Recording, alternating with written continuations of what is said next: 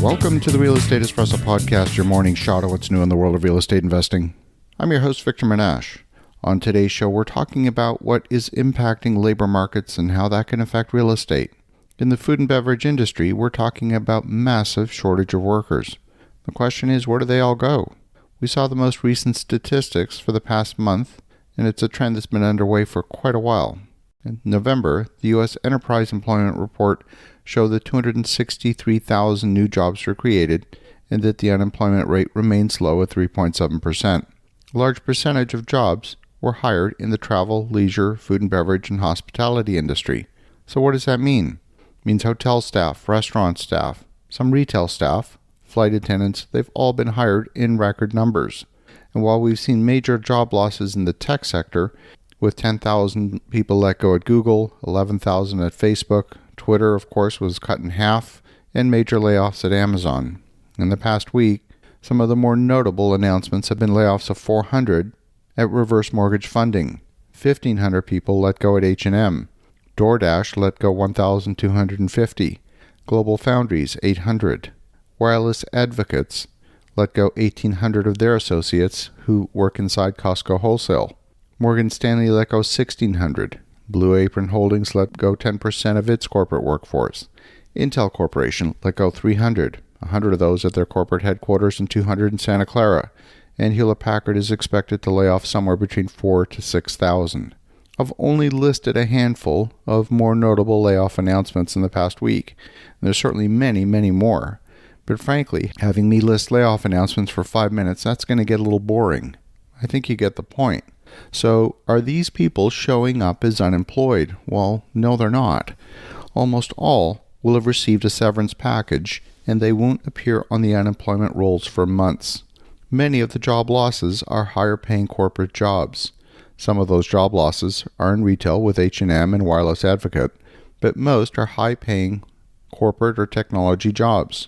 The hiring is also happening in ways for restaurants to stay in business. We spoke with a hotel owner this week who said that applicants for the role of dishwasher in the hotel kitchen were asking for $30 an hour. Restaurant owners that were previously paying $10 to $15 an hour are now having to pay double and triple salary for the same function. We have to pay attention to what will happen in a few weeks after the seasonal hiring is over for the Christmas sales season. Every year, retailers reduce their workforce during the traditionally slow first quarter, and this year will be no exception. The household data, published by the Bureau of Labor and Statistics, continues to show reduction in workforce participation, dipping again below 60% in the month of November. We still have millions of people who survived from the COVID-19 pandemic who are still stuck at home suffering from long COVID symptoms.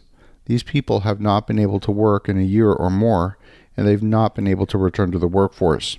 In travel, leisure, and hospitality, the industry was decimated during the pandemic. And many people exited the industry altogether. They found work elsewhere, often for higher pay. First, they stayed at home for a few months, collected their stimmy checks, and then found higher-paying work with better life balance. As travelers, we're now accustomed to not having cleaning service in the hotel room during the middle of a hotel room stay. Room cleaning and linen washing only happens when you check out of the room. We're accustomed to restaurants closing early, or closing sections of the restaurant due to staff shortages.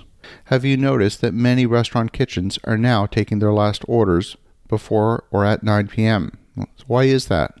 Well, kitchen staff are simply refusing to work late anymore. At one restaurant this week, there was a single staff member in the dining room, one line cook in the kitchen, no dishwasher. Regular employees did not show up for work. The owners left with a dilemma. Do you fire people for being unreliable? Or do you accept the bad behavior and be grateful for the substandard staff that you do have? You can't operate at all without staff, and you have to pay them more to retain them. Are these wage demands inflationary? Well, I think they are. Now, I do believe that everyone deserves a fair living wage. The point is that labor markets are changing again, and we need to pay attention as real estate investors. We can't assume that things will return to normal. There's no such thing. The people who worked at Intel in Santa Clara will likely not find a comparable job at a hotel.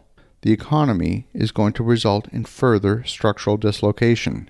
These people will probably relocate to Scottsdale, Arizona. They might seek employment with Taiwan Semiconductor, or they'll move to Texas to work for Samsung as they spin up their new U.S. manufacturing facilities. Global changes in manufacturing will cause demand for skills to migrate as new facilities open. As real estate investors, we need to pay attention to these very real migrations. You see, cities go through phases, and they can go through growth and they can go through decline. This week, I attended a conference in Atlantic City. Frankly, the entire city was a shocking statement about economic decline. Large empty casinos, empty stores, vacant lots, condemned buildings were nearly constantly within your field of view at any given moment. But there's many other examples of shrinking cities in the nation. And while real estate is hyperlocal within a city, you need to pay attention to the migration of jobs. Understanding what's happening in the economy doesn't mean reading headlines or waiting for announcements from the official government bodies. It involves paying attention to more grassroots level, more grassroots data, and drawing your own conclusions through observation. I predict that this year there will be an increase in rental vacancy in Silicon Valley. Am I a clairvoyant or a genius? Well, no. We're already seeing rental vacancy in Fremont, California at 4.6%. That's relatively high compared to the past. Might not sound like a high number in other parts of the country, but rental vacancy in Fremont has been historically much lower. As you think about that, have an awesome rest of your day. Go make some great things happen. We'll talk to you again tomorrow.